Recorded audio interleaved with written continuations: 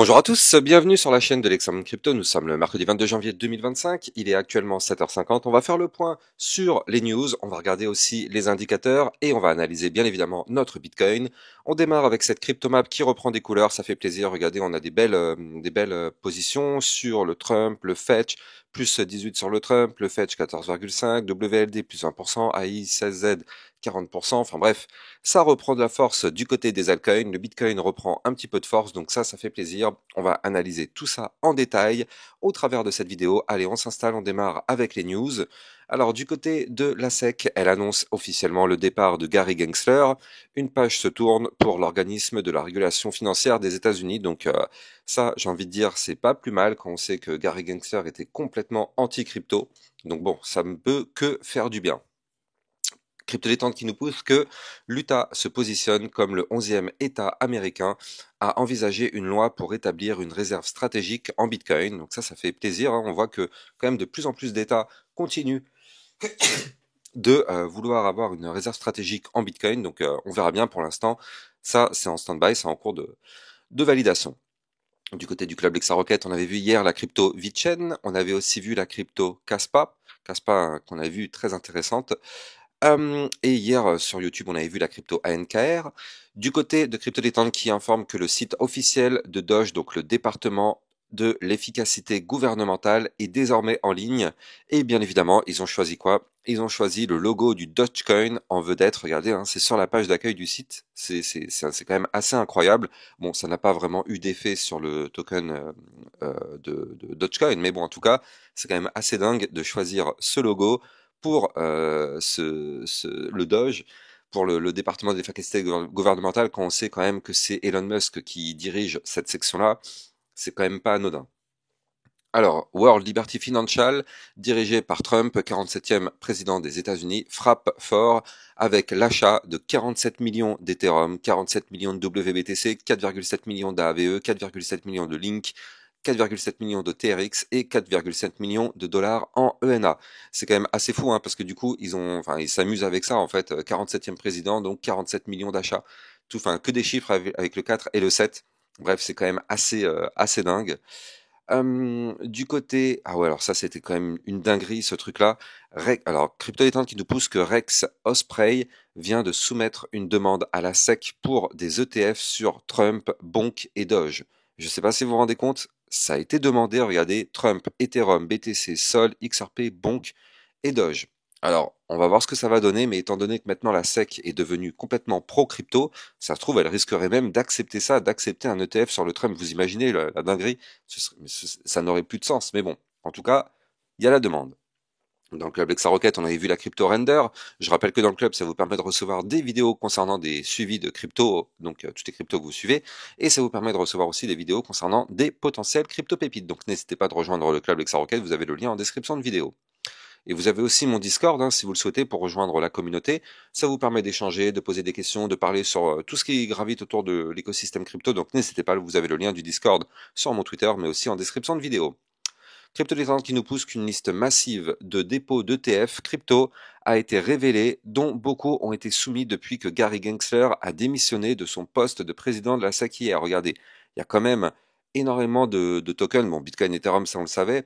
Il y a du Solana, il y a du XRP, du Litecoin, du Hashbar, il y a du Trump, ouais, on l'avait vu tout à l'heure, le Osprey, Ethereum, bon, ça on l'a vu, Bonk et Doge, enfin, ça fait quand même pas mal.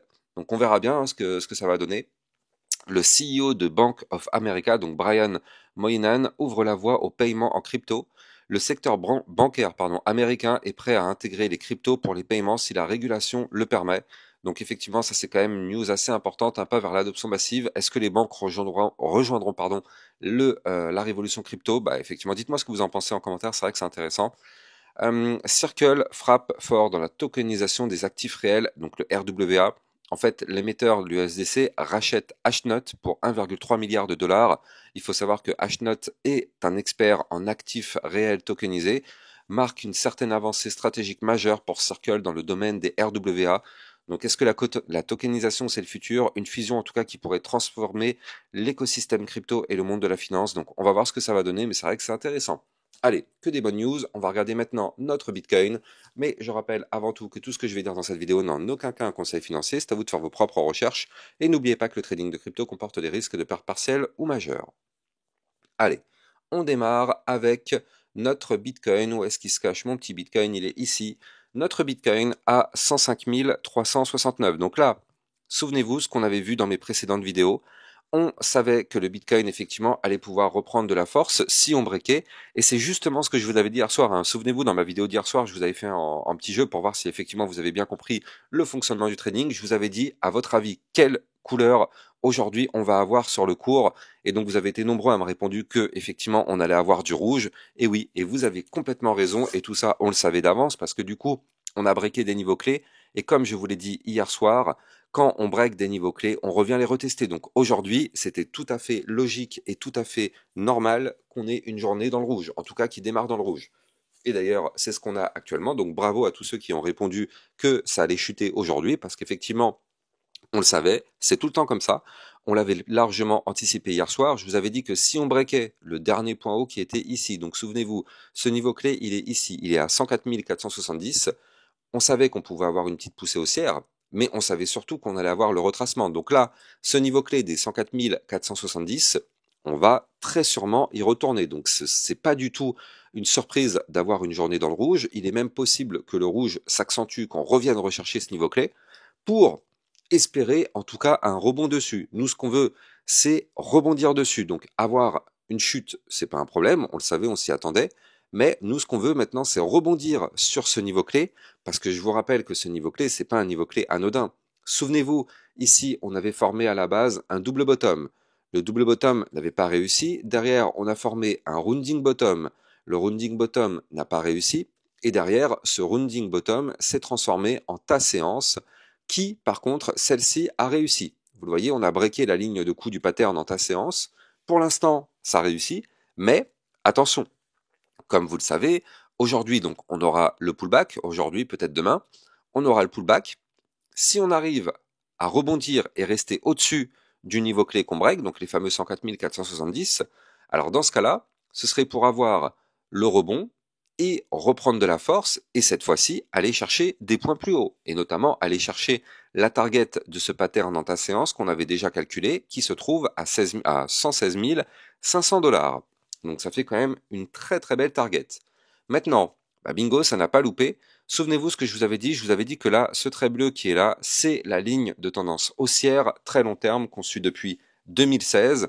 Eh bien, effectivement, on savait qu'on allait se faire rejeter dessus, et qu'est-ce qui s'est passé? Bah bingo, on s'est fait rejeter dessus. De la même façon qu'on s'était fait rejeter par cette ligne le 16 décembre, vous le voyez ici, bien là, on s'était fait rejeter par cette zone une nouvelle fois. On le sait, c'est une résistance majeure qu'on suit depuis très longtemps. Regardez, là, vous allez mieux le voir en vue hebdomadaire. Regardez cette ligne bleue qui descend. Tac. Voilà, on la suit depuis maintenant 2016, août 2016. Donc effectivement, c'est pas un niveau clé anodin. C'est une résistance quand même majeure. Donc on a été chercher cette résistance-là hier. Bon bah, on s'en est fait rejeter, ce qui est tout à fait logique, tout à fait sain. On va jeter un coup d'œil du côté des indicateurs. Regardez ça. Du côté de la map de liquidité, donc c'est bien parce qu'on a deux clusters en haut. Regardez, on en a un qui s'est formé entre les 107 350 et les 107 000, bon, quasiment les 108 000, et on en a un autre entre les 109 400 et les 110 200. Donc ça, effectivement, ça va être intéressant. Est-ce qu'on va réussir à aller chercher ces clusters? Dans le sud, on en a un qui est formé entre les 100 000 et les 98 000, 99 000. Donc effectivement, on va voir de quel côté on va aller liquider, mais là, c'est vrai que ça forme quand même des niveaux clés sympas.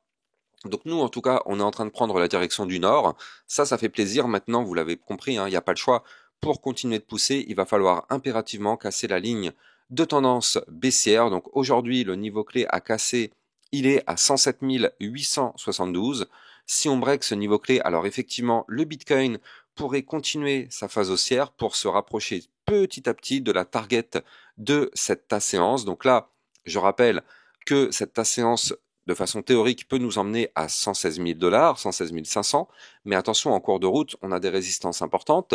On aura déjà une résistance à 110 000 $. On en aura une autre à 113 191, donc ici.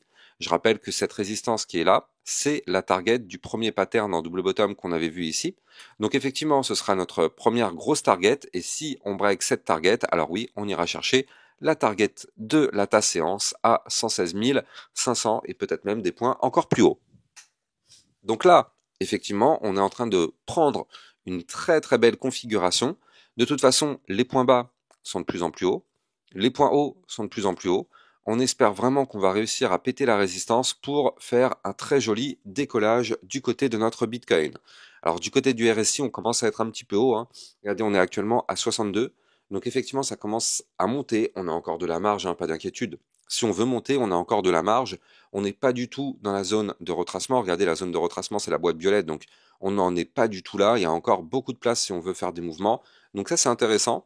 Maintenant, il va falloir breaker ça rapidement, parce que si on n'arrive pas à breaker rapidement, qu'est-ce qui va se passer si on continue de monter tout doucement, en faisant des tout petits mouvements comme ce qu'on est en train de faire actuellement? Bah, le risque, c'est derrière d'arriver dans la zone de retracement et boum, on se fait rejeter d'une façon très lourde. Donc c'est pour ça, là ce qui serait bien, c'est d'avoir un mouvement de volume volatile pour justement breaker tout ça et aller se diriger vers les fameuses targets.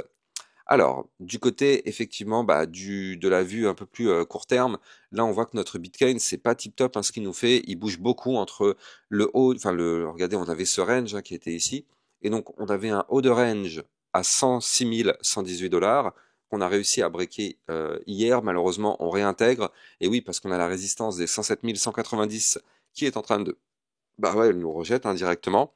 Bon, c'est pas bien grave, on reste au-dessus du ruban de moyenne mobile. Donc pour l'instant, du côté du Bitcoin, c'est plutôt quand même assez sympa comme configuration. Moi, ce qui m'intéresse surtout, c'est cette vue long terme, cette vue hebdomadaire, vous le voyez ici, où là, on est en train de jouer à qui tout double. Pourquoi je vous dis ça? Parce qu'en vue long terme, comme vous pouvez le voir actuellement, on a eu la poussée haussière, derrière, on a eu quand même le retracement, et là, on est en train de rechercher la cassure du dernier point haut. Donc là, c'est de la vue hebdomadaire, donc il va falloir clôturer la semaine impérativement au-dessus des 104 467 dollars pour faire un point haut plus haut que le précédent. Pour l'instant, la semaine n'est pas terminée, donc on va voir où est-ce qu'on clôture. Mais ce qui serait bien, c'est de clôturer plus haut que le précédent pour continuer effectivement la phase haussière. Attention, si on n'arrive pas à clôturer plus haut que le précédent, qu'est-ce qui risque de se passer? On risque de former alors un gigantesque double top. Donc je vous prie quand même de bien garder en tête ce scénario. Pour l'instant, c'est pas celui qui est envisagé, mais il faut vraiment bien le garder en tête dans un coin de notre tête, parce que là, si jamais on fait un point haut qui est du même niveau ou plus bas que le précédent, vraiment, soyons extrêmement prudents. Je rappelle qu'un double top est une figure chartiste de retournement baissier.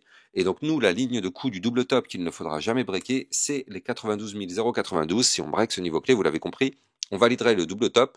Et là, ce serait pour avoir un retour à 80 000, peut-être même 75 000 dollars. Donc pour l'instant, pas d'inquiétude, c'est pas le scénario mis sur la table, mais là, il va falloir vraiment surveiller la clôture de cette semaine qui risque d'être quand même extrêmement important pour voir si on peut continuer la phase haussière, d'autant plus que là, je le rappelle, mais on a cette ligne de tendance haussière long terme qui est en train de nous faire très très mal, qui est en train de nous rejeter.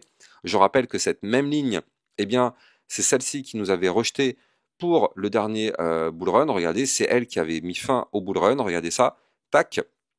Ici, c'était en novembre 2021. Tac, ici, on est venu toucher la ligne, on a été rejeté, on chute. Donc là, effectivement, c'est pour vous montrer l'importance quand même de cette ligne de tendance haussière. C'est une résistance quand même majeure. Donc bon, pour l'instant, on surveille, on va voir ce que ça donne, mais il faut quand même garder ce scénario dans le coin de notre tête au cas où, si jamais ça se valide. Alors, on va aller en profiter pour jeter un petit coup d'œil du côté de nos altcoins, nos chers altcoins. Alors, on va parler effectivement de quels altcoins? On va parler hop là, on va se prendre quoi? On va se prendre, oui, hop là, il est ici, notre petit AVAX. Alors du côté de l'AVAX, effectivement, un petit peu comme toutes les cryptos, hein, on est un petit peu en dents de scie actuellement. Là, qu'est-ce qu'on est en train de faire? On est en train de faire une consolidation, mais le problème, c'est que dans cette consolidation, vous le voyez, les points hauts sont de moins en moins hauts. Tac, les points hauts sont de moins en moins hauts. Les points bas, par contre, eux, sont du même niveau, donc on est sur une consolidation qui, pour l'instant, est en train de se calmer un petit peu, j'ai envie de dire. Et heureusement, hein, quand même, mais regardez ça. De toute façon, tant qu'on est sous cette ligne que je vous dessine actuellement à l'écran, c'est pas la peine de croire au Père Noël. Tant qu'on est sous cette ligne, malheureusement, on est bloqué. On est bloqué, on n'ira pas plus haut tant qu'on ne pète pas cette ligne. Donc bon, là, pour l'instant, on galère un petit peu, c'est pas très grave, c'est pas bien grave, mais il va falloir quand même surveiller ça. En tout cas, du côté de la crypto AVAX, on voit quand même qu'on est en train de former ici peut-être un triple bottom. Hop là, on espère que ça va se valider. En tout cas, dans tous les cas, si on veut reprendre de la force sur la VAX, il va falloir péter cette ligne de tendance baissière. Avant de vous la donner, je rappelle que vous pouvez me suivre sur Twitter pour recevoir toutes les news, toutes les actualités crypto. Et ça vous permet aussi de recevoir le club Lexa Rocket. Vous avez sur Twitter des alertes quand je poste une vidéo. N'hésitez pas. Et donc, vous pouvez rejoindre aussi le club Lexa Rocket pour recevoir justement toutes ces vidéos concernant des potentielles pépites et des vidéos de suivi régulières par rapport à toutes les crypto-monnaies. Les liens sont en description de vidéo. Donc là, du côté de la VAX, problème aussi, c'est qu'on est toujours en train de graviter sous le ruban de moyenne mobile, donc ça, c'est pas forcément cool. Donc là, en tout cas, les niveaux clés qu'il va falloir breaker, c'est les 39,575 dans un premier temps. Dans un second temps, il va falloir breaker la ligne de tendance baissière. Donc aujourd'hui, cette ligne, elle se situe à 40,43. Tant qu'on est sous ces niveaux clés, malheureusement, on est bloqué. Ce qui serait bien, c'est de récupérer effectivement cette ligne avec la résistance des 41,97, ce qui nous permettrait de valider ici un double bottom. Grâce à ce double bottom ici, on pourrait reprendre de la force, valider ce double bottom un peu plus grand pour remonter. Pour l'instant, rien n'est acquis. Dans tous les cas, tant qu'on est au-dessus quand même des supports, il faut le noter, on a le support des 34,91. Tant qu'on est au-dessus de ce support ici, pour le moment, tout va bien sur la VAX. On est en train de compresser. On ne fait pas de plus bas que les précédents. Donc là, au bout d'un moment, il va y avoir une cassure. Cette cassure, elle aura lieu dans les combien? Dans les 20 jours, dans les 20 prochains jours. Regardez dans ce triangle qui est là, entre le support et la ligne de tendance baissière ici. Donc on aura la cassure, soit de la ligne de tendance baissière et on explose, soit du support et on chute. Dans tous les cas, dans les 20 jours, on sera fixé sur la VAX si ce n'est pas avant. Mais en tout cas, pour l'instant, la configuration, elle est en train de se compresser. On a d'ailleurs déjà des bandes de Bollinger très resserrées qui sont mises en place. Et d'un point de vue long terme sur la VAX, quand même, il faut le noter, mais regardez, on est en train de former ici, si on arrive à reprendre de la force dans les prochaines semaines, une très jolie figure chartiste en ta séance. Bon, pour l'instant, il n'y a rien de validé, mais c'est pour ça que je vous dis ce serait vraiment très intéressant de reprendre de la force. Allez, on va checker l'Ethereum pour voir ce que nous fait notre petit Ethereum. Donc lui, malheureusement, il est en pleine galère quand même actuellement. Il est en pleine galère, mais il y a peut-être un petit espoir. Regardez, on est en train de s'attaquer actuellement au ruban de moyenne mobile. Donc vous le savez, tant qu'on est sous le ruban, on est baissier. On est en train de s'attaquer actuellement au ruban de moyenne mobile. Avant de continuer, je rappelle que vous pouvez trader toutes ces cryptos en utilisant mon lien de parrainage Binance que vous avez en description de vidéo qui vous permet d'obtenir un bonus à vie sur vos frais de trading et ça vous permet de trader sur une plateforme enregistrée PSAN auprès de l'AMF. Donc n'hésitez pas, le lien est en description de vidéo. On essaye de récupérer notre ruban. Si on arrive à récupérer le ruban de moyenne mobile, vous le savez, on redevient bullish. Donc nous, ce serait pour aller chercher la résistance qui est ici, le dernier point haut à 3476 $. Et si on break ces 3476, alors dans ce cas-là, on serait au-dessus du ruban et en plus de ça, on casserait la ligne de coup d'un double bottom. Ça, ce serait complètement bullish comme scénario. Ça nous permettrait de remonter, chercher le haut du range à 3650 $ et pourquoi pas aller chercher notre résistance majeure à 3768. Je rappelle, c'est la résistance qu'il faut breaker pour décoller sur l'Ethereum. Donc on en est encore loin, mais ça pourrait arriver peut-être dans les prochaines semaines si on reprend de la force. Dans tous les cas, ce qu'il faut se dire, c'est que tant qu'on est au-dessus de notre haut de range ici, à 3125 $, pour l'instant, du côté de l'Ethereum, tout va bien, sauf si un jour on casse ce range par le bas. Là, vous l'avez compris, ça sentirait pas bon, mais pour l'instant, c'est pas le scénario mis sur la table. En tout cas, j'espère que vous avez kiffé la vidéo. N'oubliez pas de liker, commenter, partager, vous le savez, ça participe au référencement de ma chaîne. Et n'oubliez pas de vous abonner pour recevoir tous les jours 1, 2 à 3 vidéos concernant le Bitcoin et les altcoins. A plus tard, ciao ciao.